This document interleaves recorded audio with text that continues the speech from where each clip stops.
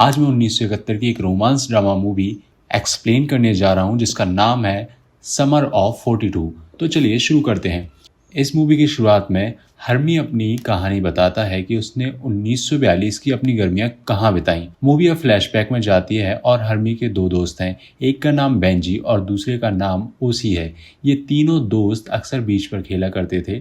एक बार जब ये तीनों झाड़ियों में छिपकर एक घर को देख रहे थे तो उन्होंने देखा कि घर के अंदर से एक बहुत ही खूबसूरत महिला अपने पति के साथ बाहर आती है और वो एक सैनिक है। थोड़ी देर बाद सैनिक अपनी पत्नी को घर के अंदर ले जाता है। उस महिला की खूबसूरती को देखकर तीनों बहुत आकर्षित होते हैं। फिर औसी और बेंजी यहाँ से जाने लगते हैं, लेकिन हर्मी को वहाँ से जाने का मन नहीं करता और फिर भी वो उस महिला को देखना चाहता है। उसकी खूबसूरती अभी भी उसकी आंखों से ओझल नहीं हुई है। अगले दिन फिर हम इन तीनों को बीच पर देखते हैं। वहाँ बहुत सी खूबसूरत लड़कियाँ हैं। इसी बीच पर बहुत से जोड़े हैं। यहाँ ये तीनों दोस्त आपस में बात करते हैं कि वे अपनी वर्जिनिटी कैसे खोएंगे।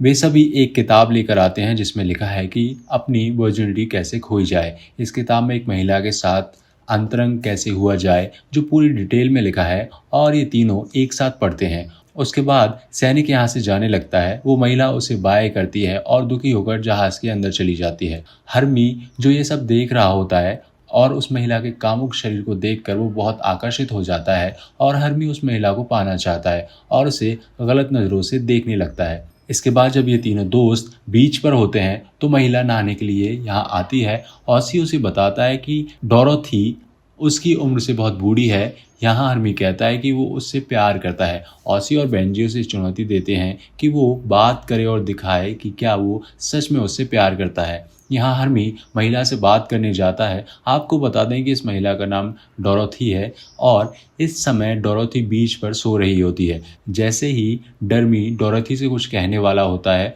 तभी उसकी सहेलियाँ आ जाती हैं और शोर मचाना शुरू कर देती हैं। तभी हर्मी यहाँ से भाग जाता है और इसके बाद तीनों सहेलियाँ आपस में लड़ने लगती हैं और सी हर्मी को खूब पीटता है जिसकी वजह से उसकी नाक से खून बहने लगता है। एक दिन जब हर्मी बाजार से गुजर रहा होता है तो वो देखता है कि डोरोथी ढेर सारा सामान उठाए हुए है जिसे वो संभाल नहीं पा रही है। उसके हाथ से सारी चीज़ें गिर जाती हैं। हर्मी उसके पास जाता है और उसकी मदद करने की पेशकश करता है। यहाँ डोरोथी हर्मी की पेशकश को स्वीकार कर लेती है। इसके बाद वे दोनों डोरोथी के घर की ओर चल पड़ते हैं। रास्ते में ऑसी और बेंजी हर्मी को बुलाते हैं, लेकिन हर्मी उन दोनों को अनदेखा कर देती है। फिर हर्मी डोरोथी के घर आता है और डोरोथी के सामने खुद की तारीफ करता है और कहता है कि वो भी बड़ा होकर सैनिक बनना चाहता है और उसने सैनिक के लिए आवेदन किया है। यहाँ डोरोथी कहती है कि वो निश्चित रूप से बेहतर सैनिक बनेगा। जिसके बाद हर्मी कहता है कि वो एक महान संगीतकार है और उसे संगीत में बहुत रुचि है।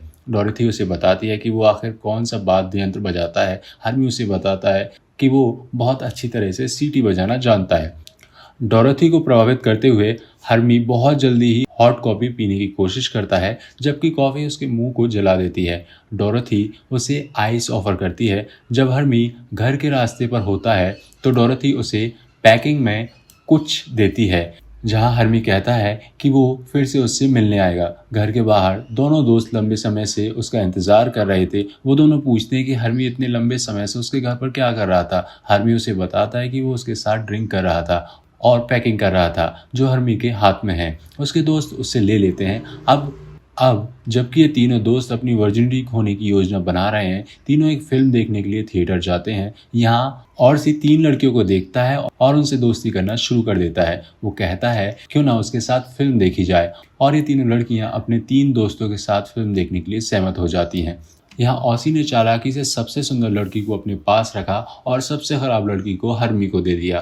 तभी डोरोथी यहाँ आती है। वो हर्मी को नमस्ते कहती है और उससे कहती है कि उससे अपने घर में कुछ सामान हटाना है, कि हर्मी अगर उसकी मदद कर सकता है। हर्मी तुरंत हाँ कर देता है। जब हर्मी अपने दोस्तों के साथ मूवी देखने जा रहा होता है तो उनके पैसे यहाँ ख़त्म हो रहे होते हैं। ऑर्सी और हर्मी आपस में पैसे का हिसाब लगा रहे होते हैं। इन सब के लिए टिकट कैसे खरीदें और तीनों लड़कियों को आइसक्रीम कैसे खिलाएं। हालांकि वे सब कुछ मैनेज कर लेते हैं। फिल्म देखते समय ऑसी अपने पार्टनर के करीब जाने की कोशिश करता है, लेकिन वो उसे मना कर देती है। बेंजी भी कुछ ऐसा ही करना चाहता है, लेकिन वो भी इस काम में सफल नहीं होता। हर्मी जो कम सुंदर लड़की के साथ है वो भी उसे छूने की कोशिश करता है। हालांकि वो ऐसा करने में कामयाब हो जाता है और ऑसी को यहाँ देखकर ईर्ष्या करने लगता है। फिल्म देखने के बाद ऑसी हर्मी को बताता है कि वो उस लड़की के बहुत करीब आ रहा था। अगले दिन हर्मी उसकी मदद करने के लिए डोरेथी के घर पहुंचता है। यहाँ जब डोरेथी सीढ़ी पर चढ़ती है तो हर्मी उसके शरीर का हिस्सा देखता है और उसे देखकर आकर्षित होता है। उसके अंदर अंतरंग होने की भावना जागती है। जब सीढ़ी पर चढ़ने की बारी आती है तो हर्मी कांप उठता है। डोरेथी उससे पूछती है वो क्यों इतना घबराया हुआ है। हर्मी जवाब नहीं देता। सब कुछ नीचे रखने के बाद हर्मी डोरेथी को बताता है कि वो उसे पसंद करता है और यहाँ डोरेथी भी उसके माथे को चूमती है। इस समय हर्मी के माथे पर लिपस्टिक के निशान है। जब वो बाहर आता है तो उसके दोस्त पूछते हैं कि उसके माथे पे ये लिपस्टिक के निशान कैसे आए, जबकि हर्मी इसके बारे में बहाने बनाने लगता है। बाद में हर्मी ऑसी को बताता है कि उसके पास कौमार्य होने की एक अलग योजना है। वो मार्शमेलो भूनने के बहाने एग्गी और मरियम को बुलाएगा और ये सब करेगा रात को समुद्र तट पर।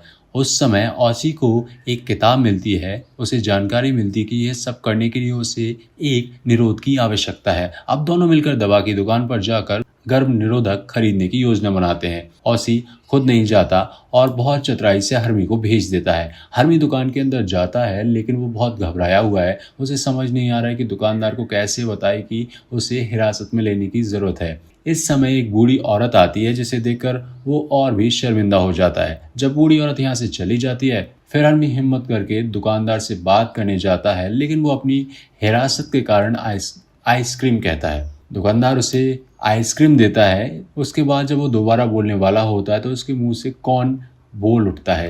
यहाँ दुकानदार जो भी आइसक्रीम डालता है, अगली बार जब वो हर्मी फिर से बोलने वाला होता है तो उसके मुंह से नैपकिन निकलती है। यहाँ दुकानदार भी उसे नैपकिन देता है। इस समय हर्मी इतना घबरा जाता है कि दुकानदार को आखिरकार समझ में आ जाता है कि हर्मी को क्या चाहिए और उसे डिटेंशन बॉक्स देता है और इस तरफ आखिरकार हर्मी ने डिटेंशन खरीद लिया।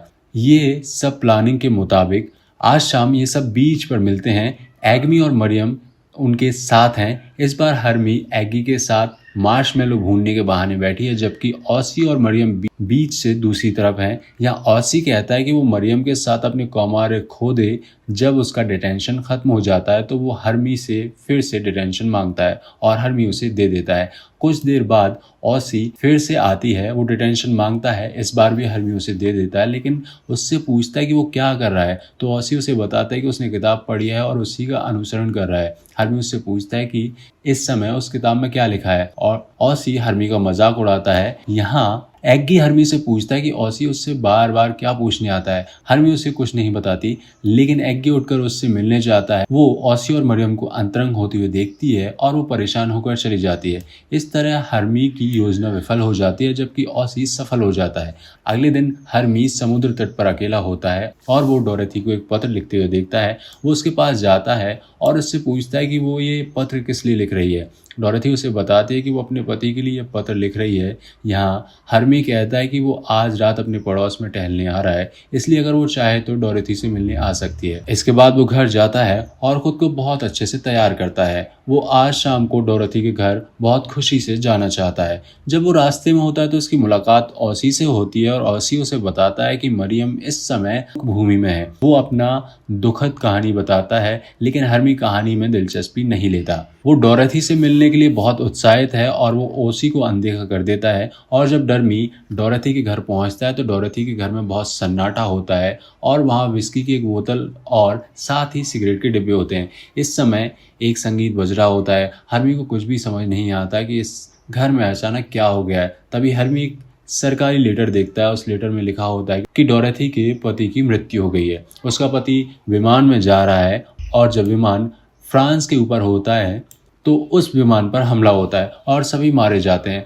डोरेथी अपने कमरे से बाहर आती है। इस समय वो बहुत दुखी होती है। हर्मी उसके पास जाता है और इससे समझाता है। तभी डोरेथी हर्मी को गले लगा लेती है और इस समय वे दोनों कुछ नहीं कहते हैं और फिर चारों ओर सन्नाटा छा जाता है। हर्मी और डोरेथी नाचते हैं और डोरेथी की नज़र हर्मी के चेहरे पर आती है और डोरेथी हर्मी को चूमने लगती है और वे दोनों एक दूसरे के बहुत करीब आ जाते हैं और बेडरूम के अंदर चले जाते हैं। दोनों नग्न हैं। उसके बाद दोनों अंतरंग होते हैं। कुछ समय बाद जब हर्मी जागती है तो वो देखता है कि डोरेथी बालकनी में है और इस समय वो धूम्रपान कर रही है। हर्मी उसे गुड नाइट कहता है और यहाँ से चला जाता है। अगली सुबह ऑर्सी हर्मी से मिलने आता है। वो बताता है कि मरियम अब धीरे धीरे ठीक हो रही है, लेकिन वो इस बार बहुत दुखी है। हर्मी अचानक डोरोथी के घर जाता है। यहाँ डोरोथी इस घर को छोड़ चुका है और जाते समय वो हर्मी के लिए एक पत्र छोड़ता है। वो उस पत्र में लिखता है कि वो हमेशा हर्मी को याद रखेगा और उनके बीच जो कुछ भी हुआ